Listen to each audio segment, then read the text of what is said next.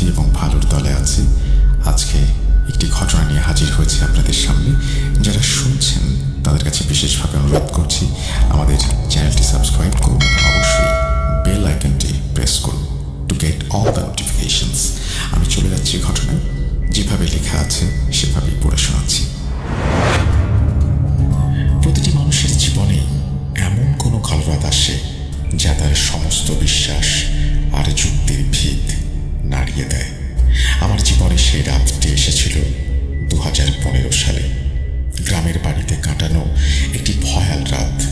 শোবার ঘরে জানালা দিয়ে আমি স্পষ্ট দেখেছিলাম উঠোনের কোনায় অবস্থিত গোয়াল ঘরটায় অবিকল আমার মায়ের মতো দেখতে একজন নারী কোদাল দিয়ে মাটি কুপিয়ে চলেছেন। খনক খনক খনক, সেই শব্দ আজও আমার কানে বাজে। কিন্তু আমার আসল মা তখন পাশের ঘরেই সবার সাথে গল্পে মেতেছিলেন। তাহলে আমার রক্ত জমিয়ে দেয়া ওই নারী মূর্তিটি কে ছিল? কেন সে আমার মায়ের রূপ ধরেছিল? আমি সেদিন বুঝতে পারিনি। ওই রাতের রহস্যের উত্তর খুঁজতে গিয়ে আমি আসলে নিজের হাতে একটি কফিন প্রস্তুত করেছিলাম। আসসালামু আলাইকুম রাসেল ভাই এবং সকল শ্রোতা বন্ধুরা। আমি রিয়াজ রাজ, ঠিকানা রামগঞ্জ, লক্ষ্মীপুর, বর্তমান অবস্থান কক্সবাজার। সেখান থেকেই আপনাদের সামনে উপস্থিত হয়েছি একটি ভয়ানক জীবনের উপাখ্যান নিয়ে। এই ঘটনাটি জাহিদ ভাইয়ের কাছ থেকে সংগ্রহ করা। গত 3 জুলাই তিনি কক্সবাজার আসেন, বিশেষ করে আমার সাথে দেখা করার জন্য। সারাদিনের অক্লান্ত পরিশ্রম শেষে রাতে সমুদ্র পাড়ে ওনার সাথে মিট করলাম। ভূমিকার বাহুল্য বর্জন করে চলুন সরাসরি প্রবেশ করা যাক ওনার বিভীষিকাময় অভিজ্ঞতার বিবরণে। ঘটনাটি আমি বর্ণনা করব স্বয়ং জাহেদ ভাইয়ের মুখনিসৃত ভাষাতেই, যাতে উনি যে ভয় অনুভব করেছিলেন তা বিন্দুমাত্র অমলিন না হয়। তবে আর বিলম্ব কেন, শোনা যাক জাহেদ ভাইয়ের ভাষাতেই।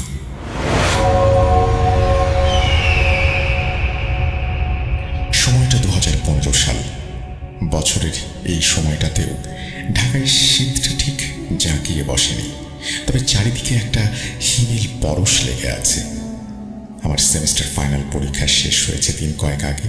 ফলাফল প্রকাশের আগে প্রায় মাসখানেকের ছুটি। এই অফুরন্ত অবসর কাটানোর জন্য মা বাবার সাথে গ্রামের বাড়ি আসা। আমাদের গ্রামের বাড়ি মানেই বর্তমানে আমার কাছে দাদা দেলোয়ার মিয়ার বিশাল উঠোন, আর সেই উঠোনের কোনায় একটা গোয়াল ঘর। বছরে একবার কি দুবার আসা হয় এখানে। প্রতিবারই গ্রামের কারো না কারো মুখে দাদার পুকুর পাড় কিংবা গোয়াল ঘরটাকে নিয়ে দু একটা গা ছমছমে কথা কানে আসতো। কেউ নাকি রাতের বেলা পুকুর ঘাটে ছায়া দেখেছে, কেউ শুনেছে গোয়াল ঘরের ভেতর থেকে অদ্ভুত কান্নার আওয়াজ। আমি শহুরে ছেলে, এসব অলৌকিক গালগপ্পকে বরাবরই ফোঁ দিয়ে উড়িয়ে দিয়েছি। কিন্তু সেদিনের পর থেকে এই তুচ্ছ তাচ্ছিল্যের বিশ্বাসটা আমার পায়ের তলার মাটি সরিয়ে নিয়েছিল। সেদিন ছিল বৃহস্পতিবার। রাতের খাওয়া দাওয়া শেষ করে সবাই মিলে দাদার টিনের ঘরের সামনের মূল কক্ষে বসে গল্প করছিল।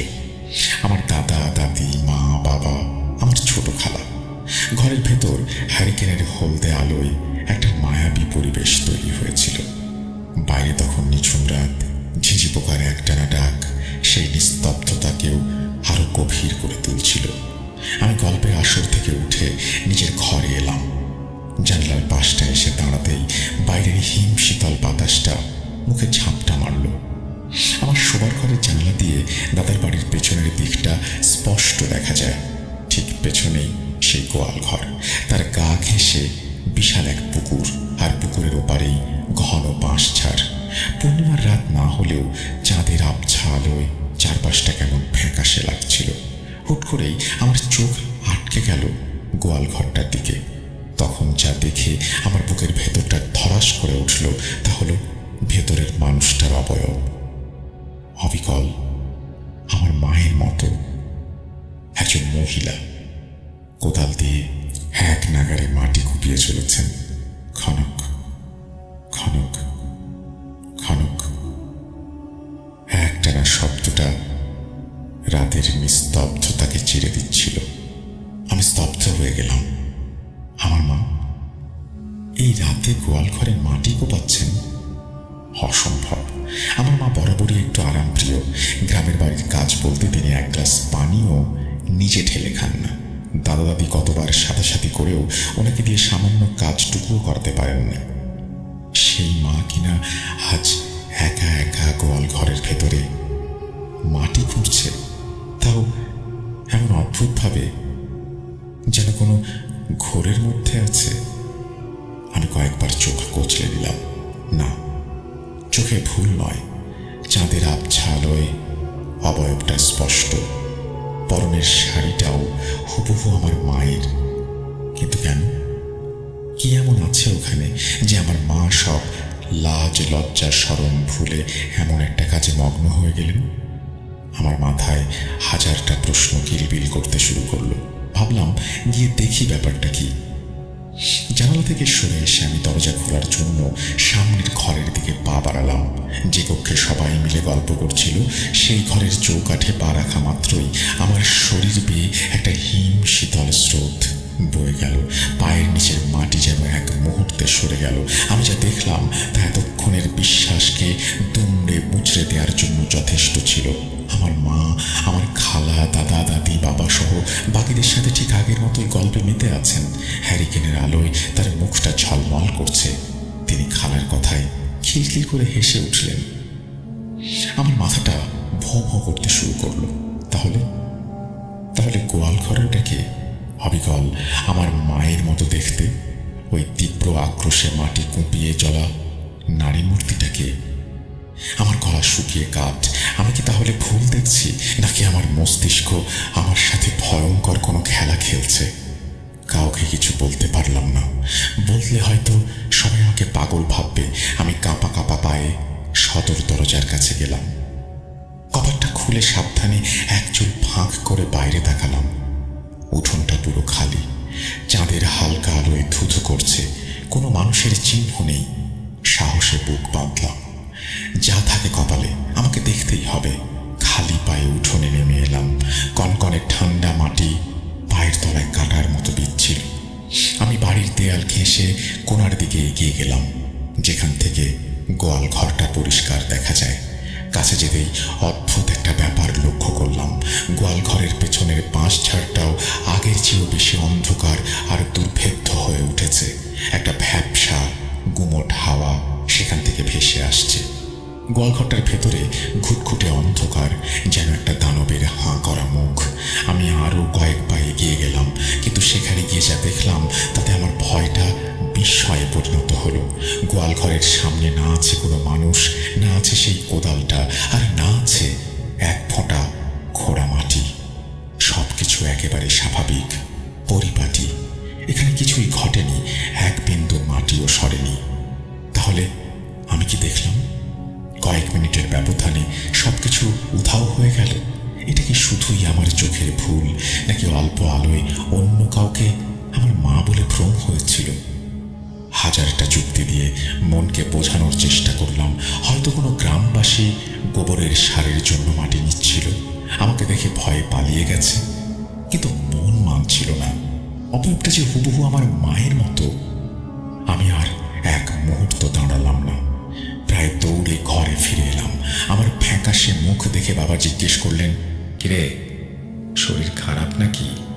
আমি কোনো মতে মাথা নেড়ে না বলে নিজের ঘরে এসে কম্বল জড়িয়ে শুয়ে পড়লাম। কিন্তু সেই রাতের ঘুম আমার জন্য হারাম হয়ে গেল।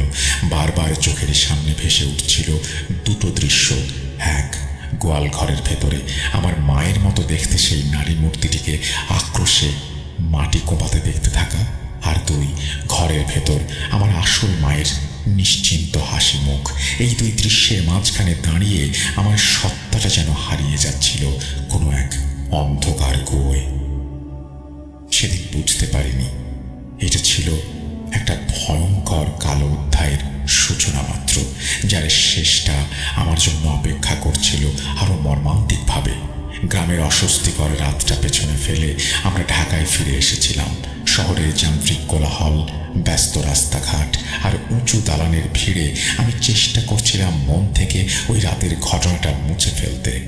ভেবেছিলাম হাজারো ব্যস্ততার চাপে হয়তো স্মৃতিটা একসময় ফিকে হয়ে যাবে, যেমনটা পুকুরের পানিতে ঢিল ছুঁড়লে তৈরি হওয়া ঢেউ একসময় মিলিয়ে যায়। কিন্তু আমার ধারণা ভুল। দিন গড়াতে লাগলো, সপ্তাহ পেরিয়ে মাস ছুঁই ছুঁই আমি আমার দৈনন্দিন জীবনে ফিরে গেলাম, বন্ধুদের সাথে আড্ডা, পড়াশোনা ইত্যাদি। কিন্তু মনের গভীরে কাঁটার মতো বিঁধে রইল ওই রাতের দৃশ্যটা। অবিকল আমার মায়ের মতো দেখতে সেই নারী মূর্তি আর শূন্য গোয়াল ঘর। যতই দিন যাচ্ছিল ততই ঘটনাটা আমার মাথায় আরো জাঁকিয়ে বসছিল। রাতের বেলা নিজের ঘরে একা থাকতে গেলেই বুকের ভেতরটা কেমন ঝ্যাঁক করে উঠত। মনে হতো এই বুঝি জানালার ওপাশে আবছা অন্ধকারে কাউকে দাঁড়িয়ে থাকতে দেখব। এরপর শুরু হলো আমার দুঃস্বপ্নের যন্ত্রণা। প্রায় প্রতি রাতেই আমি একই স্বপ্ন দেখতে শুরু করলাম। স্বপ্নে আমি নিজেকে আবিষ্কার করতাম গ্রামের বাড়ির ওই শোবার ঘরে, একই জানলার ধারে দাঁড়িয়ে আছি। বাইরে খুটখুটে অন্ধকার, আর অন্ধকারের মাঝে গোয়াল ঘরটায় দাঁড়িয়ে আছে ভয়ানক দৈত্যের মতো। আমি স্বপ্নেই দেখতাম ওই নারী মূর্তিটিকে, আমার মায়ের প্রতিচ্ছবি, এলোমেলো চুলে উন্মাদের মতো আক্রোশে মাটি কুপিয়ে চলেছে। খনক খনক খনক। স্বপ্নের ভেতর শব্দটা এত জীবন্ত লাগতো যে আমার হৃৎপিণ্ডটাও ওই কোদালের আঘাতে তাল মেলাতে শুরু করত। স্বপ্নের এই পর্যন্ত প্রতিবার একই থাকতো। এরপর ঘটত ভয়ঙ্কর ঘটনাটা, যা প্রায় আমার ঘুম কেড়ে নিয়েছিল। মাটি কোপাতে কোপাতে মূর্তিটা হঠাৎ থেমে যায় স্বপ্নে। চারিদিকে নেমে আসতো কবরস্থানের মতো পরিবেশ। তারপর খুব ধীরে, অস্বাভাবিক যান্ত্রিক ভঙ্গিতে সে আমার দিকে ঘাড় ঘোরাতো। তার মুখটা থাকতো কুয়াশার মতো অস্পষ্ট, মানে কোন চেহারা বোঝা যেত না, কিন্তু মুখমণ্ডলের জায়গায় স্পষ্ট দেখতাম দুটো চোখ, হলদে আভার দুটো চোখ, যা দেখতে বনের গভীরে কোনো ক্ষুধার্ত জন্তুর চোখের মতোই। চোখ দুটো স্থির হয়ে আমার দিকে তাকিয়ে থাকতো। আমিও খেয়াল করতাম চাহনিটায় না ছিল কোনো রাগ, না ছিল ঘৃণা। আমি যতটুকু বুঝতাম তাতে মনে হতো প্রাণহীন শূন্যতার তীব্র ক্ষুধা চোখ দুটোকে জ্বালাচ্ছে। আর ঠিক তখনই আমার ঘুমটা ভেঙে যেত। ধর্মর করে উঠে বসতাম আমি। সারা শরীর ঘামে ভেজা, হৃৎপিণ্ডটা লাফিয়ে গলার কাছে চলে আসতো। এই বুঝি দম বন্ধ হয়ে যাবে। নিজের পরিচিত ঘরের দেয়ালগুলোকেও তখন অচেনা আর বিপজ্জনক মনে হতো। 1.5 মাস কেটে গেল এই অসহনীয় যন্ত্রণার মধ্যে। আমার স্বাস্থ্য ভাঙতে শুরু করে, চোখের নিচে কালি জমে গেল, খাবারের রুচি নেই বললেই চলে। আমার এই পরিবর্তন মা বাবার চোখ এড়ায়নি। তারা বারবার জিজ্ঞেস করতেন কি হয়েছে, কিন্তু আমি প্রতিবারই এড়িয়ে যেতাম। কি বলবো আমি তাদের? কিভাবে বোঝাবো যে তাদের আদরের ছেলে একটা অবাস্তব আতঙ্কের শিকার? শেষ রক্ষা হলো না। সেদিন রাতে দুঃস্বপ্নটা ছিল আগের চেয়েও ভয়াবহ। স্বপ্নে সেই জ্বলন্ত চোখ দুটো দেখার পর আমি বিকট একটা চিৎকার দিয়ে জেগে উঠি। আমার চিৎকারে মা বাবা ছুটে আমার ঘরে আসেন। লাইট জ্বালিয়ে তারা আমার অবস্থা থেকে শিউরে ওঠেন। আমি তখন থরথর করে কাঁপছি আর হাঁপাচ্ছি। বাবা আমাকে ধরে ঝাঁকাতে ঝাঁকাতে বললেন, কি হয়েছে জাহিদ? বাবা বল আমাদের। আমি আর নিজেকে শান্ত রাখতে পারলাম না। কান্নায় ভেঙে পড়লাম। এক নাগারে বলতে শুরু করলাম গ্রামে কাটানো রাতের সব ঘটনা, গোয়াল ঘরের সেই নারী মূর্তিকে দেখা, পরে মাকে ঘরে আবিষ্কার করা, আর গত 1.5 মাস ধরে দেখা এই দুঃস্বপ্নের কথা। সব সব আমি উকড়ে দিলাম। আমার কথা শেষ হতেই আমার মায়ের মুখের দিকে তাকালাম, আর ওনার মুখের ভাব দেখেই আমার বুকের রক্ত হিম হয়ে গেল। ওনার চোখের কোণে অবিশ্বাস তো দেখলাম না, দেখিনি কোনো সান্ত্বনা। যা দেখলাম তার সবটা জুড়েই মিশেছিল রাজ্যের ভয়, যে ভয় সাধারণত কোনো দুশ্চিন্তার ভয় বলে মনে হলো না আমার। ফ্যাকাশে হয়ে যাওয়া মুখে দুটো চোখ বিস্ফারিত। তিনি কাঁপা কাঁপা হাতে মুখের ওপর আঁচল টেনে ধরলেন। বাবা কিছু বলতে যাচ্ছিলেন, কিন্তু মা বাবাকে হাত তুলে থামিয়ে দিলেন। তিনি টলতে টলতে ঘর থেকে বেরিয়ে গেলেন। তখনই কিছুই বুঝলাম না আমি। কিছুক্ষণ পর বাবাও গেলেন পিছু পিছু। আমি আমার রুম থেকে শুনলাম মা পাশের ঘর থেকে আমার দাদাকে অর্থাৎ দেলোয়ার মিয়াকে ফোন করেছেন। কথোপকথনের কিছু অংশ আমার কানে এলো। আব্বা, ও আব্বা, ও দেখে ফেলেছে, জাহিদ সব দেখে ফেলেছে। হ্যাঁ, সে গোয়াল ঘরে। এখন কি হবে আব্বা, এখন কি হবে? ফোনের বাকি কথাগুলো আমি আর শুনতে পেলাম না, কিন্তু ওই কয়েকটা বাক্যই আমার মাথার ভেতরে হাজারটা নতুন প্রশ্নের জন্ম দিল। কি দেখে ফেলেছি আমি? সব মানে কি? মা এমনভাবে কথা বলছেন যেন তিনি আগে থেকেই সবটা জানেন। ফোন রেখে মা যখন ফিরলেন, তার চেহারা দেখে মনে হচ্ছিল তিনি যেন এক মুহূর্তে 10 বছর বুড়িয়ে গেছেন। বাবার দিকে তাকিয়ে একটা কথাই বললেন, আমাদের কাল সকালেই গ্রামের বাড়ি যেতে হবে। বাবার মুখেও এবার দেখলাম চিন্তার ছাপ। তিনি কোনো বিরক্তি করলেন না, শুধু একবার আমার দিকে অসহায় দৃষ্টিতে তাকিয়ে মাথা নাড়লেন। সেটাতে আর কেউ ঘুমোতে পারল না। সারা বাড়ি জুড়ে চলল দ্রুত গোছগাছের শব্দ। আমি আমার বিছানায় বসে রইলাম জীবন্ত পাথর হয়ে। আমার ভয়টা তখন আর শুধু আমার একার ছিল না, সেটা সংক্রমিত হয়েছে আমার পুরো পরিবারে। আমি বুঝতে পারছিলাম আমি এমন এক রহস্যের দরজায় টোকা দিয়ে ফেলেছি, যার ওপারে অপেক্ষা করছে আমার পরিবারের কবর দেয়া কোনো এক ভয়াল অতীত। পরদিন সকালে আমি দেখলাম বাড়িতে অভূতপূর্ব ব্যস্ততা। মা বাবা দুজনেই প্রায় তৈরি। গাড়ির অভ্যন্তরে অসহনীয় শ্বাসরোধী স্তব্ধতা বিরাজ করছিল। মা জানালার বাইরে দৃষ্টি নিবদ্ধ করে রেখেছেন। গাল বেয়ে গড়িয়ে পড়ছে নীরব অশ্রুধারা। বাবা কঠিন মুখে স্টিয়ারিং ধরে আছেন। আমার সহস্র প্রশ্ন গলার কাছে এসে দলা পাকিয়ে গেল। বাবা মায়ের থমথমে মুখ দেখে বুঝেছিলাম এখন কোনো প্রশ্ন করা বৃথা। গ্রামে পৌঁছে আমি আরো বিস্মিত হলাম। আমাদের বাসার বসার ঘরে একজন সৌম্যকান্তি গাম্ভীর্যের কঠিন আবরণে ঢাকা হুজুর বসে আছেন, হাতে তসবিহ। দাদা দেলোয়ার মিয়ার মুখমণ্ডলেও ভয়ের ছাপ। দাদা ইশারায় আমাকে তার কাছে ডাকলেন। হুজুর আমার দিকে কিছুক্ষণ এক দৃষ্টিতে তাকিয়ে রইলেন, যা ছুরির ফলার ন্যায় তীক্ষ্ণ। আমার মনে হলো আমার অন্তরাত্মা সেই দৃষ্টি ভেদ করে যাচ্ছে। হুজুর নিচু স্বরে পবিত্র কোরআনের আয়াত পাঠ করে আমার সর্বাঙ্গে ফু দিলেন। আমি অনুভব করলাম একটা হিম শীতল স্রোত আমার শির দ্বারা দিয়ে নেমে গেল। এরপর হুজুর আমার দাদাকে ইশারায় বাইরে ডেকে নিয়ে গেলেন। ঘরের ভেতর থেকে আমি দেখলাম বারান্দায় দাঁড়িয়ে হুজুরের সাথে কথা বলতে বলতে আমার দাদার কপালে বিন্দু বিন্দু ঘাম জমে উঠেছে। চেহারা ক্রমশ পাংশু বর্ণ ধারণ করেছে। আলোচনা শেষে তারা যখন ফিরে এলেন, তখন শুধু দাদা নন, দাদি, খালা এবং মায়ের মুখেও রাজ্যের শঙ্কা ও ভয়ের কালো ছায়া। পরিবেশ এতটাই গোমরা হয়ে উঠেছিল যে আমার শ্বাস নিতেও কষ্ট হচ্ছিল। তখন আমি আর নিজেকে সংযত রাখতে না পেরে সরাসরি আমার মাকে ধরলাম। কি হয়েছে মা?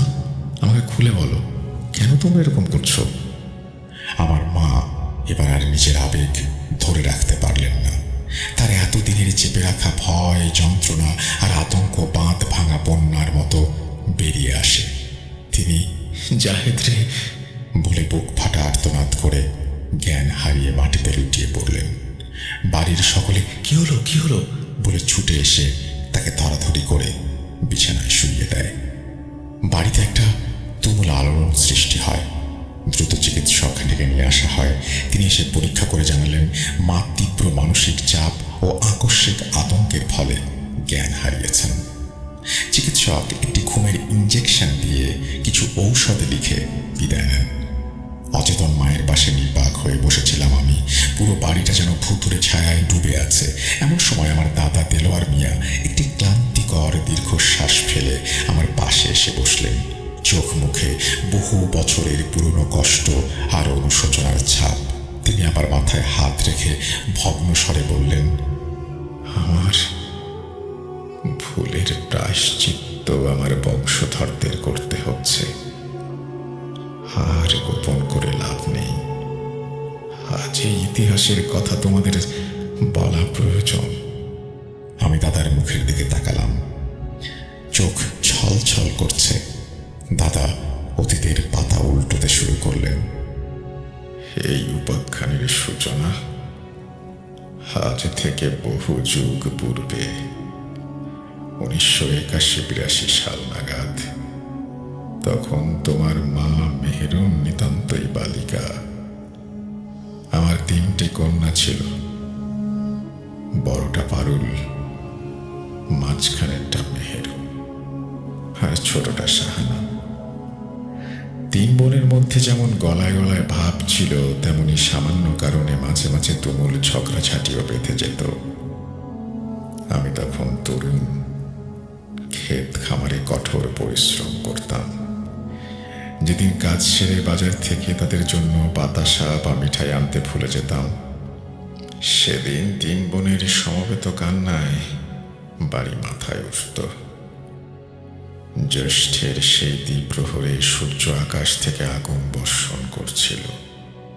ক্ষেতের কাজে শরীর আর মেজাজ দুই ছিল রুক্ষ। রিক্ত হস্তে বাড়ি ফিরলাম। আমাকে দেখা মাত্রই 3 কন্যা তাদের নিত্য নৈমিত্তিক কান্নার আসর জমিয়ে দিল। আমার মাথায় তখন ক্রোধের অগ্নিশিখা। হিতাহিত জ্ঞান শূন্য হয়ে তাদের ওপর প্রহার করলাম। পিতার এমন রুদ্রমূর্তি দ্বারা পূর্বে কখনো দেখেনি। মার খেয়ে যে যেদিকে পারল ছুটে পালালো। সন্ধ্যা নামার পূর্বে মেহরুন আর শাহানা ভয়ে ভয়ে ফিরে এলো, কিন্তু বড় কন্যাটি ফিরল না। আমার বড় মেয়ে পারুল আর ফিরল না। আমি দাদার মুখমণ্ডল অনুসরণ করে শুনে যাচ্ছিলাম সম্পূর্ণ ঘটনা। দাদা বলে চললেন, পারুলকে খুঁজে বের করার জন্য সমগ্র গ্রামবাসী ভেঙে পড়ল। হ্যারিকেন হাতে নিয়ে সকলে পারুল পারুল বলে চিৎকার করতে করতে বন, বাদার, পুকুর পাড় সর্বত্র তন্ন তন্ন করে খুঁজল, কিন্তু মেয়েটির কোনো চিহ্নও পাওয়া গেল না। আমাদের আশঙ্কাও ঘনীভূত হলো। আমরা যখন প্রায় হাল ছেড়ে দিয়ে থানায় সংবাদ দেব বলে মনস্থির করেছি, ঠিক তখনই বাড়ি ফিরে দেখি অবিশ্বাস্য দৃশ্য। পারুল আমাদের সদর দরজার চৌকাঠে হেলান দিয়ে নিশ্চল পাথরের মূর্তির ন্যায় বসে আছে। ওর মাঝে কোনো ভয় বা কান্নার লেশ মাত্র নেই। ছিল অদ্ভুত শূন্য দৃষ্টি। আমি মারে বলে ছুটে ওর কাছে যেতেই সে এক দৌড়ে ঘরের অন্ধকারে মিলিয়ে যায়। আমি পিছু পিছু ঘরে প্রবেশ করে যা দেখলাম তাতে আমার রক্ত হিম হয়ে যায়। মেয়েটা বিছানায় এমন গভীর নিদ্রায় মগ্ন দেখে মনেই হয় না যে সে এইমাত্র ছুটে এসেছে বা সারাদিন নিরুদ্দেশ ছিল। কি নিষ্পাপ, কি শান্ত মুখশ্রী। কিন্তু সেই রাত থেকেই শুরু হলো আসল বিভীষিকা। গভীর রাতে তোমার মার খালার আর্তনাদে আমরা ছুটে গিয়ে দেখি পারুল একটি ধারালো বটি হাতে তাদের সামনে দাঁড়িয়ে খল খল করে হাসছে। আমি ওর হাত থেকে বটি কেড়ে নিলাম, কিন্তু কেড়ে নিতে গেলে 9 বছরের মেয়েটি আমার দিকে এমন জ্বলন্ত দৃষ্টিতে তাকালো যা দেখে আমার মতো জোয়ান পুরুষেরও হৃৎপিণ্ড কেঁপে উঠল। দিনের আলোয় মেয়েটা সম্পূর্ণ স্বাভাবিক থাকতো, কিন্তু সন্ধ্যা নামলেই তার ছোট্ট শরীরটার ওপর যেন অন্য কোনো অশুভ শক্তি ভর করত। সে একা একা পুকুর পাড়ের দিকে তাকিয়ে চুপি চুপি যেন কি সব ভাষায় কথা বলতো, আর মাঝে মাঝে অস্বাভাবিক হাসিতে ফেটে পড়ত। কখনো দেখতাম সে খাটের নিচে বসে শূন্য মেঝেতে নখ দিয়ে আঁচড় কাটছে। জিজ্ঞেস করলে বলতো, সোনা খুঁজি, অলংকার খুঁজি, অনেক ধন সম্পদ খুঁজি। তার এই সমস্ত অলৌকিক কাণ্ড কারখানা দেখে আমরা ভয়ে দিশেহারা হয়ে পড়লাম। দাদার কণ্ঠস্বর অতীতের অন্ধকারে আরো প্রবেশ করল। কন্যার এই দৈনন্দিন পরিবর্তন আর এই ভুতুরে আচরণে আমি আর স্থির থাকতে পারলাম না। অবশেষে বহু অনুনয় বিনয় করে পাশের গ্রাম থেকে এক প্রখ্যাত হুজুরকে নিয়ে আসতে সক্ষম হলাম। হুজুরের নাম ছিল দুলাল। আল্লাহ আল্লাহ, জ্ঞানী ব্যক্তি হিসেবে তার যথেষ্ট খ্যাতি। দুলাল হুজুর আমাদের গৃহে পদার্পণ করে পারুলকে দেখে কিছুক্ষণ স্তব্ধ হয়ে রইল। হুজুরের কপালে গভীর চিন্তার রেখা। তিনি পারুলের সাথে কয়েকটি কথা বললেন এবং পারুল এমন সব উত্তর দিল যা শুনে আমরা হতবাক হয়ে গেলাম। এরপর হুজুর আমাদের ওনার কাছে ডেকে বললেন, দেলোয়ার, আপনার কন্যার উপর যে ভর করেছে সে কোনো সাধারণ প্রেতাত্মা নয়। সে এক অতি শক্তিশালী এবং অনিষ্টকারী জিন, যার নাম জাওয়াল। সে মানুষের শরীরের অভ্যন্তরীণ অঙ্গ প্রত্যঙ্গ ভক্ষণ করতে ভালোবাসে। ওই দিন রাতে বাঁশঝাড়ের নিকট, অর্থাৎ হারিয়ে যাবার দিন সন্ধ্যায় যে আপনি কন্যাকে একাকী পেয়েছিলেন, সেই থেকেই তার উপরে এই আত্মা ভর করেছে। এই প্রকার জিনকে আয়ত্তে আনা প্রায় অসাধ্য, কেবল আল্লাহর অশেষ করুণা ছাড়া। হুজুরের কথায় আমাদের আত্মা শুকিয়ে গেল। সেই দিন রাতেই হুজুর তার কাজে ব্রতী হলেন। ঘরের সমস্ত দ্বার জানালা বন্ধ করে দেয়া হলো। ঘরের চার কোণে পবিত্র আয়াতে লেখা কাগজ টাঙিয়ে দেয়া হলো। একটি চক্রের মধ্যে পারুলকে বসানো হলো এবং হুজুর আসনে বসে চোখ বন্ধ করে দোয়া দুরুদ পাঠ করতে শুরু করলেন। কিছুক্ষণ পরেই ঘরের পরিবেশ পরিবর্তিত হতে শুরু করলো। ঘরের তাপমাত্রা অস্বাভাবিকভাবে হ্রাস পেতে শুরু করলো এবং সমস্ত বাতি নিভে গেল। হারিকেনের শিখাটিও এমনভাবে কাঁপতে লাগলো যেন এক্ষুনি সেটা নিভে যাবে। সহসা ঘরটি এক প্রকার পচা ভ্যাপসা গন্ধে পরিপূর্ণ হয়ে গেল। আর তখনই আমরা শুনলাম অপ্রত্যাশিত সেই কণ্ঠস্বর। পারুলের ছোট্ট শরীরটা স্থির হয়ে বসে থাকলেও সমগ্র ঘরটি গম্ভীর কর্কশ এক পুরুষের কণ্ঠস্বরে গম গম করে উঠল। হুজুর সেই কণ্ঠ শুনে বিচলিত হলেন না। তিনি শান্ত স্বরে বললেন, তুই যেই হোস, এই নিষ্পাপ শিশুটির শরীর ত্যাগ করে চলে যা। প্রত্যুত্তরে সেই জিন হঠাৎ কোনো ক্রোধ প্রকাশ না করে বিদ্রুপ মাখানো শীতল কণ্ঠে বলল, চলেই তো যাব, কিন্তু তুই এক সামান্য মর্তের জীব আমাকে আক্রমণ করেছিস, অপমান করছিস। তার শাস্তি হিসেবে তোর কনিষ্ঠ পুত্রটি পানিতে ডুবে প্রাণ হারাবে। যা যা, আরো বিদ্যা সঞ্চয় করে আয়। আমি তোকে পাপী হিসেবেই দেখতে এসেছি।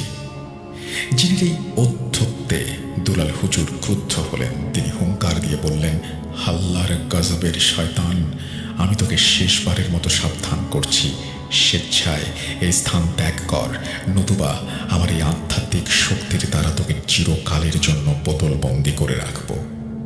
হুজুরের কথায় জিনটি হো হো করে হেসে উঠল। সে ঘরের চাল পর্যন্ত কাঁপিয়ে দিল। হাসি থামিয়ে বলল, বেশ, করিস না হয় বন্দি, কিন্তু এই স্পর্ধার অপরাধে তোর যুবতী স্ত্রী শয্যাশায়ী হয়ে মৃত্যুবরণ করবে। হুজুর এবার প্রচণ্ড ক্রোধে ওনার চূড়ান্ত প্রক্রিয়া শুরু করতে যাবেন। ঠিক সেই মুহূর্তে পারুল এমন এক মর্মভেদী আর্তনাদ করে উঠল যা শুনে আমার বুকের ভেতরটা দুমড়ে মুচড়ে গেল। আমার ভয়ানক পিতৃস্নেহ সেই মুহূর্তে সমস্ত যুক্তি বুদ্ধি বিসর্জন দিল।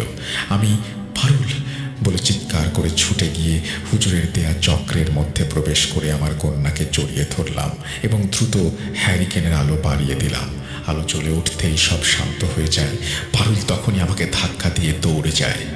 পুকুরের দিকে থাকা দরজার সামনে দাঁড়িয়ে ঘুরে আবার আমাদের দিকে মুখ করে থাকে। পারুলের মুখে ক্রূর হাসি। সে তার নিজের শিশুসুলভ কণ্ঠেই স্পষ্ট উচ্চারণে বলল, নির্বোধ দেলোয়ার, ওই মাথা মোটা দুলালের চেয়েও বড় নির্বোধ তুই।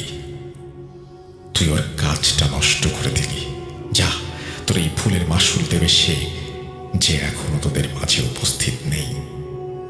এইটুকু বলে দাদা থামলেন। চোখটা ভিজে যায় এরপর ওনার পানিতে। দাদার স্বরটা কান্নায় রুদ্ধ হয়ে আসে।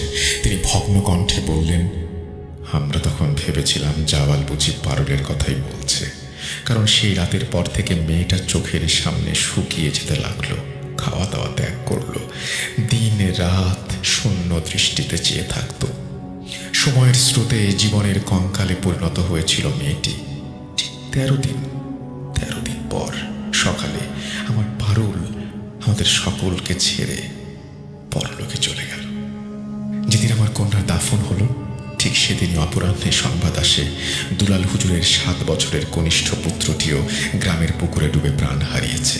জিনের প্রতিটি কথা অক্ষরে অক্ষরে ফলে যায়। কন্যার 40 অতিবাহিত হওয়ার কিছুদিন পর সন্ধ্যায় দুলাল হুজুর স্বয়ং আমাদের গৃহে এলেন। তাকে দেখে মনে হচ্ছিল তিনি ভগ্ন হৃদয়, পরাজিত মানুষ। তিনি আমার সামনে বসে একটা দীর্ঘশ্বাস ফেলে বললেন, দেলোয়ার, আমি পূর্বেই অনুমান করেছিলাম আমার প্রচেষ্টা সফল হবে না। জাওয়াল সেই শ্রেণীর জিন যাদেরকে কাফির জাদুকরেরা মানুষের ভয়ানক ক্ষতি সাধনের জন্য অর্থাৎ কুফরি কালামের কাজে ব্যবহার করে। এর শক্তি আমার সাধনার চেয়ে অনেক বেশি। আমি তাকে বন্দি করার চেষ্টা করে নিজের সর্বনাশ নিজেই ডেকে এনেছি। আমার স্ত্রীও আপনার কন্যার মতোই শয্যাশায়ী হয়ে 4 দিন আগে মৃত্যুবরণ করেছে। এই বলে হুজুর বিদায় নিচ্ছিলেন, কিন্তু দরজার কাছ থেকে তিনি আবার ফিরে এসে আমার দিকে তাকিয়ে বললেন, কিন্তু দেলোয়ার, জিনের শেষ কথাটি এখনো পূর্ণ হয়নি, তবে মনে রাখবেন একদিন তা পূর্ণ হবেই। আমি ব্যাকুল হয়ে হুজুরকে প্রশ্ন করলাম, কোন কথাটি হুজুর? কার কথা বলছিল সেই শয়তান? হুজুর আমার চোখের দিকে তাকিয়ে একটা ভয়াল সত্য উচ্চারণ করলেন। জাওয়াল বলেছিল, শাস্তি পাবে সে যে তোমাদের মধ্যে এখনো উপস্থিত নেই। এর অর্থ হলো, আপনার অন্য 2 কন্যার গর্ভে যে সন্তান জন্ম নেবে তাদের মধ্যে যে প্রথম এই জাওয়ালকে পুনরায় দেখবে কবর খনন করতে, বুঝে নেবেন এই ভয় পুনরায় জাগ্রত হবে সেদিন, আর তার প্রথম বলি হবে সেই সন্তানের জননী, অর্থাৎ আপনার নাতিই হবে তার মায়ের ঘাতক। দাদার কথাগুলো শেষ হতেই আমার মস্তিষ্কের অভ্যন্তরে সহস্র বজ্রপাত হলো। আমি স্তব্ধ, বাকরুদ্ধ হয়ে বসে রইলাম। গোয়াল ঘর, মাটির খনন, মায়ের আকৃতি সবকিছু এক নিমিষে আমার কাছে ভয়ঙ্কর সুতোয় গাঁথা হয়ে গেল। আমি বুঝতে পারলাম হুজুরের বলা সেই নাতি যে নিজের মায়ের মৃত্যুর কারণ হবে, সে আর কেউ নয়, আমি নিজেই। জাহিদ এখানে থামল, তারপর আমার দৃষ্টিতে দৃষ্টি রেখে বলল, এর পরের কথাগুলো আমি আপনাকে বলছি রিয়াজ ভাই। পাচ্ছি শাস্তি, শাস্তি পাচ্ছি রিয়াজ ভাই, সব পাচ্ছি। আমার দাদার বলা একটি বর্ণ মিথ্যা ছিল না। সেই ঘটনার পর আমরা মাকে নিয়ে ঢাকায় ফিরছিলাম। দেশের শ্রেষ্ঠ চিকিৎসকদের শরণাপন্ন হয়েছিলাম, কিন্তু কোনো লাভ হয়নি। জাওয়াল যেন ক্ষুধার্ত নেকড়ের মতো জেগে উঠেছিল। আমার চোখের সামনেই মা দিনে দিনে নিস্তেজ হয়ে গেলেন। চিকিৎসা বিজ্ঞান ওনার কোনো রোগ নির্ণয় করতে পারল না, শুধু বলতো ওনার বাঁচার ইচ্ছেটাই মরে গেছে।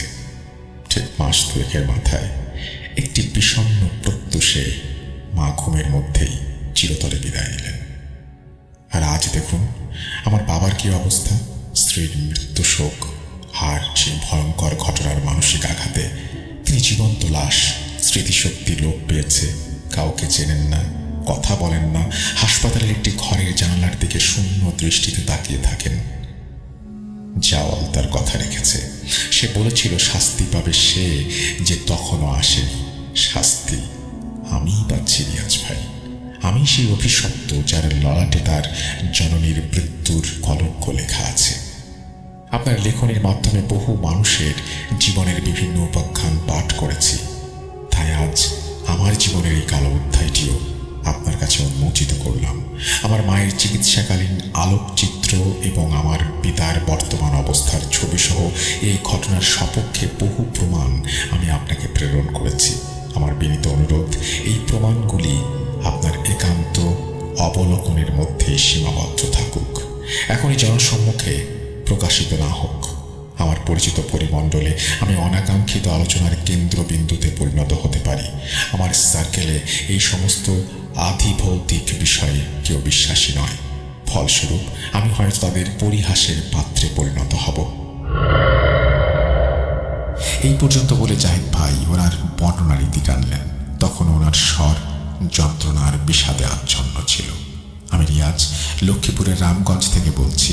আজ এখানেই বিদায় নিচ্ছি, ফিরে আসবো অচিরেই অন্য কোনো ভাগ্য বিড়ম্বিত মানুষের জীবনে এমনই এক ভয়ানক সত্যের অভিজ্ঞতা নিয়ে। সকলে ভালো থাকবেন, সুস্থ থাকবেন, ভূত.com-এর সাথে থাকবেন। আল্লাহ হাফেজ। রিয়াজ রাজ, রামগঞ্জ, লক্ষ্মীপুর। এই বলে রিয়াজ রাজ তার ঘটনা শেষ করেছেন। আমি এইখানে একটা কথা বলতে চাই, এইখানে সন্তানই হয়েছে মায়ের মৃত্যুর কারণ। তার মানে কি সেই দৃশ্যটা দেখে ফেলার জন্যই মা মারা গেলেন এভাবে, নাকি সন্তান অন্য কোনোভাবেও মানে নিজে কোনোভাবে কোনো ভূমিকা নিয়েছিলেন মায়ের এই মৃত্যুর জন্য? যেহেতু মৃত্যুর কারণ, তিনি কি মাকে হত্যা করেছিলেন, নাকি এই দৃশ্য দেখার মাধ্যমেই তিনি পরোক্ষভাবে মায়ের এই মৃত্যুর কারণ হয়েছিলেন? এই ব্যাপারটা পরিষ্কার হওয়া প্রয়োজন। আমরা নিশ্চয়ই পরিষ্কার হব। এবং আপনাদের অন্য কোনো প্রশ্ন থাকলেও কমেন্ট সেকশনে লিখতে পারেন। ঘটনাটি ভালো লাগলে অবশ্যই লাইক দিতে ভুলবেন না, শেয়ার করতে ভুলবেন না। এবং কেমন লাগলো রিয়াজ রাজের ঘটনা জানাবেন আমাদের। রিয়াজ রাজের কাছে আমরা নিশ্চয়ই আগামীতেও ঘটনা পাবো।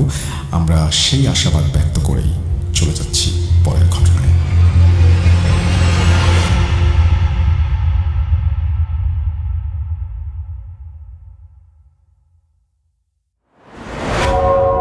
আবারও রাতের আঁধারে ভয়ের রাজ্য ফুঁড়ে ফিরেছি সেই পুরনো সুরে। বিশ্বাস করা বা না করা আপনার ব্যাপার, but the old music comes alive. Booth.com. The fear returns with Russell. Welcome back. আপনাদের সবাইকে স্বাগত জানাচ্ছি আমি রাসেল। আশা করছি আপনারা সবাই ভালো আছেন আর ভালোর তলে আছেন। আমিও ভালো আছি, ভালোর তলে আছি।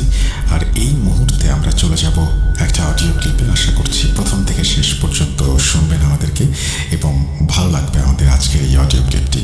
চলুন শুরু করা যাক।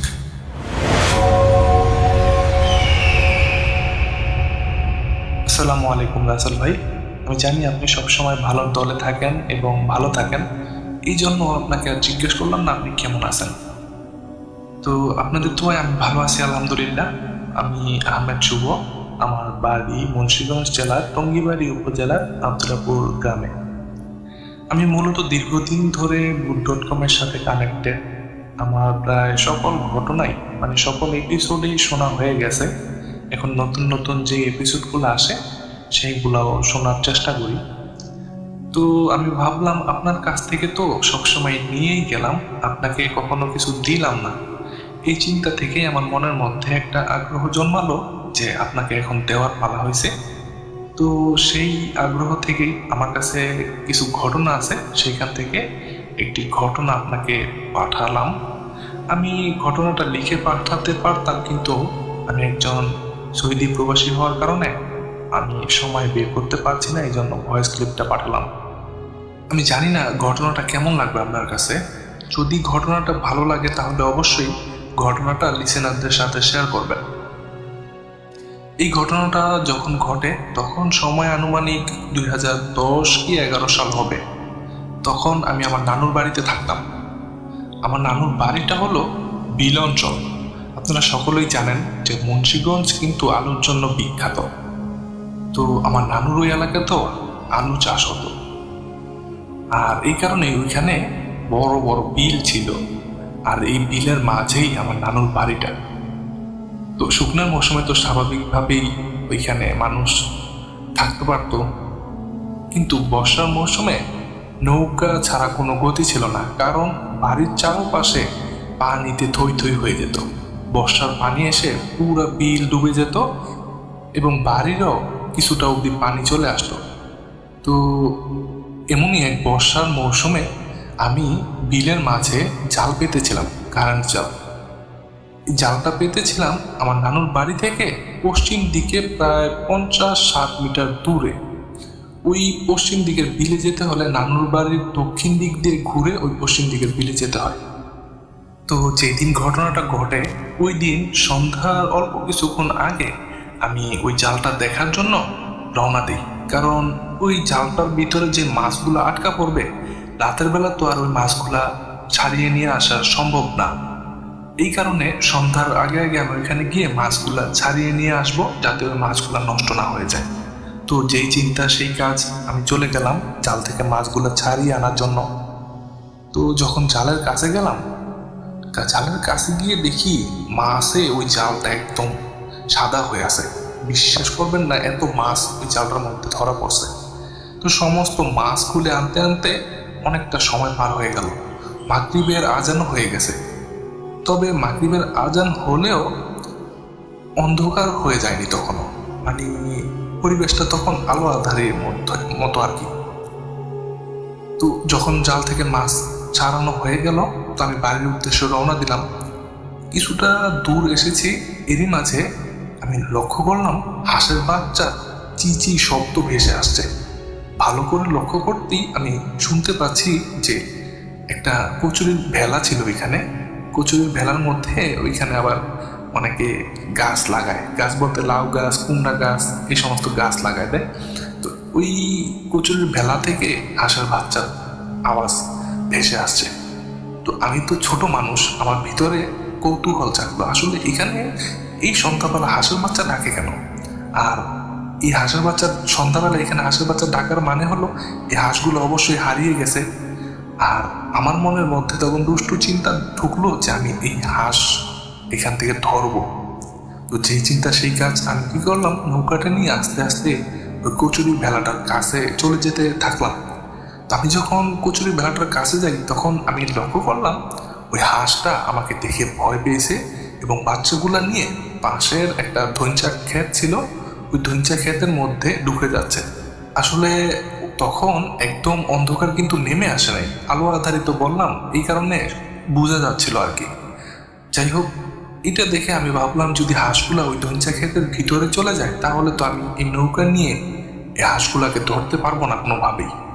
এই চিন্তা করে আমি কিছুটা পিছনে চলে আসলাম, এসে অপেক্ষা করলাম কিছুটা সময়। দেখি ওই হাঁসগুলা আবার ওই কচুরি ভেলার মধ্যে চলে আসলো। এরই মাঝে কিছুটা অন্ধকার হয়ে গেছে, তবে অন্ধকার হলেও কাছের জিনিসপত্র বোঝা যায় এরকম অন্ধকার। আমি তখন কি করলাম, চিন্তা করতে থাকলাম যে এই হাঁসগুলাকে কিভাবে ধরবো আমি। তো চিন্তা করতে করতে হঠাৎ মাথার মধ্যে একটা দুষ্টু বুদ্ধি খেলা করলো যে ওই বিলের মাঝে তো বেশি পানি না, তখন বড় জোর আমার বুক পর্যন্ত পানি হবে। তো আমি যদি ওই পানিতে নেমে হাঁসগুলাকে ধরার চেষ্টা করি তাহলে হয়তোবা আমি হাঁসগুলাকে ধরতে পারবো। তো আবারও যেই চিন্তা সেই কাজ, আমি নেমে পড়লাম পানিতে। ধীরে ধীরে ওই কচুরির ভেলার কাছে চলে গেলাম। এবার সত্যি আমার আইডিয়া কাজে দিল, হাঁসগুলা কোনো কিছুই টের পেল না। আমি ওই হাঁসগুলার কাছে গিয়ে একটা ধাওয়া দিলাম, আর ধাওয়া দেওয়ার সাথেই আমার হাতের মধ্যে 3-4টা হাঁসের বাচ্চা ধরা পড়লো। তো ওই বাচ্চাগুলাকে নিয়ে আমি নৌকায় ফেরত আসলাম। নৌকায় এসে নৌকার মাথার মধ্যে একটা জায়গা থাকে বাক্সর মতো, ওইখানে আমি হাঁসগুলাকে বন্দি করলাম। আর নৌকাটাকে আমি আবার চালানো শুরু করলাম। কিছুটা দূর গিয়েছি, 10-15 হাত, তখনই হঠাৎ আমি অনুভব করলাম নৌকাটার আমি যে পাশে বসে আছি এই পাশটা উপরের দিকে উঠে গেল। মানে আমার কাছে মনে হলো নৌকাটার অপর প্রান্তে, মানে অপর মাথায় মনে হলো ভারী কোনো একটা জিনিস এসে পড়লো। যেরকম হয় নৌকার মধ্যে এক প্রান্তে যদি কোনো কেউ ভারী জিনিস নিয়ে ওঠে তাহলে অপর প্রান্ত যেরকম আলগি হয়ে যায়, ওই রকম আর কি। আমি তো হঠাৎ মানে হতভম্ব হয়ে গেলাম, কি হলো এটা, এখানে তো কেউ নাই। আর এইটা ভাবতে ভাবতে আমি লক্ষ্য করলাম যে ওইখানে আলো আধারিতে দেখা যাচ্ছে একটা অন্ধকারের দলা। অন্ধকারের দলা, এটা কোনো আকৃতি নাই, একদম কুচকুচে কালো একটা অন্ধকার, মানে এটা অন্ধকারের চেয়েও অন্ধকার। এটা আগুন যেরকম নড়াচড়া করে না দাউ দাউ করে জ্বললে, এই অবয়বটা এরকম নড়াচড়া করছে। আমি ভালো করে লক্ষ্য করলাম, আর এর মাঝেই দেখি ওইখানে 2টা জিনিস জ্বলজ্বল করে উঠলো। আর এই জিনিস 2টা হলো চোখ। আর এই চোখগুলো এমনভাবে জ্বলজ্বল করছিল, মনে হচ্ছিল যেন কোনো 2টা জ্বলন্ত কয়লার টুকরা যখন জ্বলজ্বল করে উঠবে, মানে 2টা গরম জ্বলন্ত কয়লার মধ্যে ফু দিলে যেরকম জ্বলজ্বল করে উঠবে, এইরকম ভাবে জ্বলজ্বল করে উঠলো। এটা দেখে তো আমি ভয়ে একদম জমে গেলাম, আমার কলিজার পানি একদম শুকিয়ে গেল। আমি একটু নড়াচড়া করতে পারছিলাম না, আমার মুখ দিয়ে কোনো ধোঁয়াধুর আমি তখন যেগুলো পারতাম আর কি ওইগুলো উচ্চারণ করতে পারছিলাম না। আমি মনে মনে আল্লাহকে ডাকতে থাকলাম, ভাবতে থাকলাম এখনই কি আমার শেষ সময়। কারণ আমি নানা নানির মুখে আগে অনেক ভৌতিক ঘটনা শুনেছি, আর এখন আমি তো নিজেই এই ঘটনার সম্মুখীন হয়ে গেলাম। এইটা ভেবে আমার ভেতরে একদম দুমড়ে মুচড়ে যাচ্ছিল। আর এরই মাঝে একটা ভয়ানক বিচ্ছিরি কর্কশ কণ্ঠ আমার কানে ভেসে আসলো। আমাকে বলল যে আমার বাচ্চাদের ছেড়ে দিয়ে দে আমার বাচ্চাদের। এই বিলের মাঝে আমি সম্পূর্ণ একা এবং আমার সাথে কেউ নাই, আশেপাশেও কেউ নাই। স্পষ্ট আমি এমন একটা কর্কশ কণ্ঠ শুনে ভয়ে একদম মনে করেন যে অজ্ঞান হয়ে যাওয়ার অবস্থা, কিন্তু আমি কোনোভাবেই অজ্ঞান হতে পারছিলাম না। এরই মাঝে ওই অবয়বটা কি করলো, সাই করে ওই পার থেকে আমার কাছে চলে আসলো। কাছে এসে আমি শুধু ওই অন্ধকার আকৃতি দেখছিলাম, আমি আর অন্য কোনো কিছু দেখছিলাম না, কোনো চেহারা না, কোনো কিচ্ছু না। আর দুইটা চোখ আর অন্ধকারের একটা তলা এরকম। আমাকে মনে হলো যে আমার গালের মধ্যে প্রচণ্ড একটা আঘাত আমি অনুভব করলাম। এই আঘাতটা মনে হলো একটা গরম লোহার টুকরো আমার গালে এসে পড়লো। আর আমি সাথে সাথে বিদ্যুৎ চমকানোর মতো একটা অনুভব করলাম। আর এরপর আমার কোনো কিছু মনে নেই। তো এর কত সময় পরে আমি জানি না, আমার জ্ঞান ফিরলে আমি দেখতে পাই আমি নানুর বাড়িতে চোখের উপরে শুয়ে আছি। আমার জ্ঞান ফিরতে নানু জিজ্ঞেস করলো, কি হয়েছে তোর, তুই এই জায়গায় বেহুশ হয়ে পড়ে আসলি কি লেগা? আমি তখন সমস্ত ঘটনা খুলে বললাম আর জিজ্ঞেস করলাম আমি বাড়িতে আসলাম কি করে। আমার নানু তখন বলল, ওইখানে একটা ছোট্ট বাজার আছে বরুই নামক, এবং ওইখানে একটা ব্রিজও আছে, স্টিলের ব্রিজ। তো ওইখানে আবার ওই বাড়ির এক নানা গিয়েছিলেন কোনো এক কাজে। তো ওইখানে সচরাচর এই বাড়ির মানুষজন যায় না। ওইখানে পূব দিকে আরেকটা বাজার আছে, চান্দের বাজার না, ওইখানে সবাই যায়। তবে ওই দিন ওই নানা হয়তো বা কোনো দরকারে ওই বাজারে গিয়েছিলেন। তো আমার সাথে যখন এই ঘটনাটা ঘটলো, ওই সময় আবার আমার ওই ঘটনার কিছুক্ষণ পরে হয়তো বা ওই নানা ওইখান থেকে ফিরছিলেন। তো আমি যেই দিক দিয়ে মাছের জালটা পেতেছিলাম ওই রাস্তা দিয়ে, ওইটা আবার চলাচল করার একটা রাস্তার মতো হয়ে গেছে, নৌকা চলাচল করার, ওইখান দিয়ে ফিরছিল। তো যখন ফিরছিল তখন উনি আমার নানাদের নৌকা দেখতে পান। তো নৌকা দেখে আমার নানার নাম ধরে ডাকেন, কিন্তু আমার নানা সাড়া পায় না। এই কারণে উনি বুঝতে পারেন যে এখানে হয়তো বা কোনো বিপদ ঘটছে। এই জন্য উনি নৌকার কাছে গিয়ে আসলে দেখতে পান আমি ওই নৌকার মধ্যে এমনভাবে অজ্ঞান হয়ে পড়ে আছি, আর কিছু এদিক সেদিক হলে আমি পানিতে পড়ে যেতাম। তখন উনি আমাকে উদ্ধার করেন এবং বাড়িতে নিয়ে আসেন। তো আমার যখন জ্ঞান ফিরলো, এই সমস্ত ঘটনার সকল কিছু আমি বললাম, নানুর কাছ থেকেও শুনলাম। তো এরপরে নানু আমাকে একটু ঝাড়ফুঁক করলেন এবং গ্রামের যে প্রচলিত টোটকাগুলা থাকে, এই লোহা পুড়িয়ে পানিতে চুবিয়ে ওই পানিটা খাওয়ানো, লবণ খাওয়ানো, এই সমস্ত আর কি, ওইগুলা করলেন। তো এরই মাঝে আমার প্রচণ্ড জ্বর চলে আসছে শরীরে, আমি কোনোভাবে নড়াচড়া করতে পারছি না, এমন অবস্থা খারাপ হয়ে গেল আমার। আমি শুয়ে পড়লাম। তো কখন জানি না, রাত তখন কয়টা বাজে, আমি একটা স্বপ্নে দেখলাম। স্বপ্নে আমি সেই অবয়বটা দেখলাম, ভয়ঙ্কর অবয়বটা, যার চোখগুলো আগুনের মতো জ্বলজ্বল করছিল। অবয়বটা আমাকে বলছে, আমার বাচ্চাদেরকে ফেরত দে। আমি তখন বললাম, আমি তোমার বাচ্চাদেরকে ফেরত দিব কিভাবে? তখন অবয়বটা বলে, তুই যদি আমার বাচ্চাদেরকে ফেরত না দিস, তোর অবস্থা হবে ভয়ঙ্কর, তোর পরিণতি খুব করুণ হবে। তাই ভালো ভালো বলছি, আমার বাচ্চাদেরকে ফেরত দে। দেখ, আমি কারো ক্ষতি করি না, তবে তুই যেই ক্ষতিটা করেছিস, এই ক্ষতিটা আমার কোনোভাবেই সহ্যের মধ্যে পড়ে না। তুই আমার বাচ্চাদেরকে নিয়ে এসেছিস, আমার বাচ্চাদেরকে ফেরত দে। তুই ফেরত না দিলে আমি নিতেও পারছি না, তুই আমার বাচ্চাদেরকে ফেরত দে। খালি একই কথা বলছে আর কি স্বপ্নের মধ্যে। তো এরই মাঝে আমার ঘুম ভেঙে যায়, আমি এক চিৎকার দিই।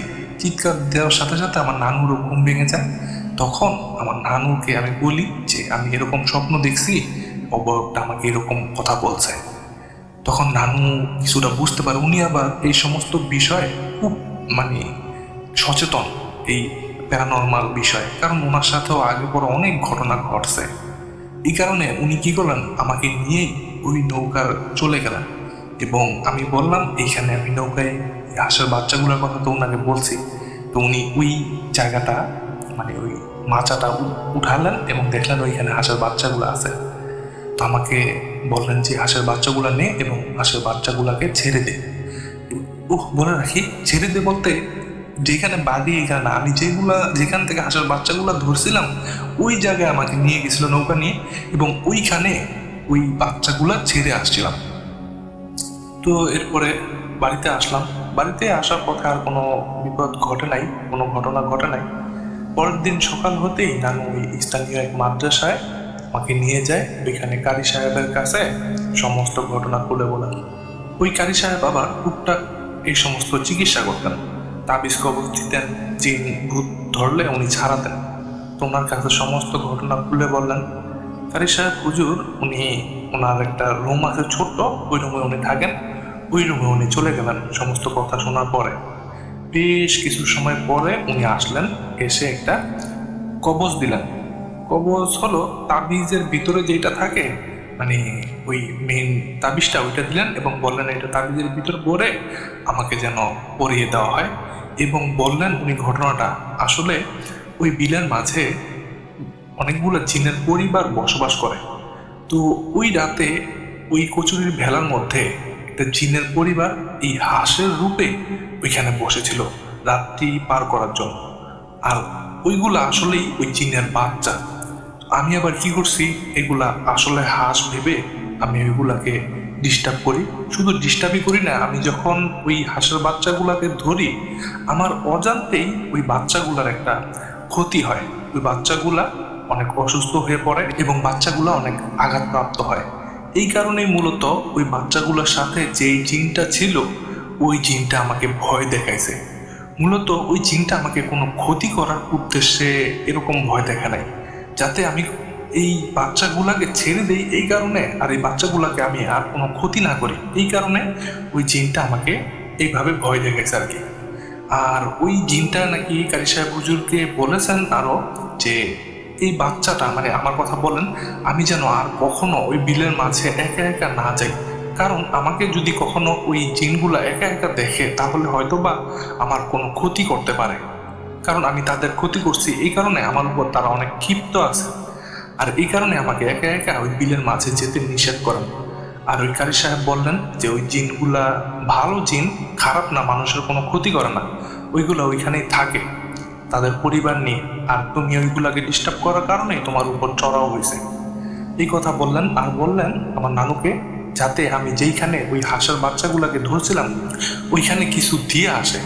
কিছু বলতে ওই জিনগুলা কিছু চাইছে আর কি, মিষ্টি খেতে চাইছে, তারপর দুধ খেতে চাইছে, এই সমস্ত। তো আমার নানু তো এইসব বিষয়ে খুব মানে সচেতন মানুষ। উনি ওই বাড়ি ফেরার পথেই মিষ্টি নিলেন এবং খই আছে খই নিছেন এবং মিষ্টি দোকান থেকে দই নিছেন। তো এরপরে আমার নানি ওই দিন সন্ধ্যাবেলা মাগরিবের আজানের সময় আমাকে নিয়ে ওইখানে এই খই আর এসে মিষ্টি আর দই এগুলা রেখে আসে। এরপরে আর কখনো এই ঘটনাটা আমার সাথে ঘটে নাই, এখানে এই ঘটনাটা শেষ হয়ে গেছে। এটাই ছিল মূলত আমার জীবনে একটা ভয়ঙ্কর ঘটনা এবং এটা বাস্তব একটা সত্য ঘটনা। আর যার সাথে এই সমস্ত ঘটনা ঘটে একমাত্র সেই বুঝতে পারে যে আসলে এই ঘটনাগুলা যখন ঘটে তখন কতটা পরিমাণ ভয় আসলে মানুষ পায়। আর যারা বিশ্বাস করবেন না তাদের একটা কথাই বলবো, রাসেল ভাইয়ের মতো, বিশ্বাস করা বা না করা একান্তই আপনার ব্যাপার। তবে যখন আপনার সাথে ঘটবে তখন আপনি বুঝতে পারবেন আসলে জিন বা ভূত বলতে কিছু আছে। জিন ভূতকে যারা বিশ্বাস করি তারা অবশ্যই এই ঘটনাটি উপভোগ করেছেন এবং এক ভয়ের অন্যরকম শিহরণে শিহরিত হয়েছেন। তো আজকের মতো বিদায় নেই রাসেল ভাই, আমার কাছে আরো ঘটনা আছে, আপনি যদি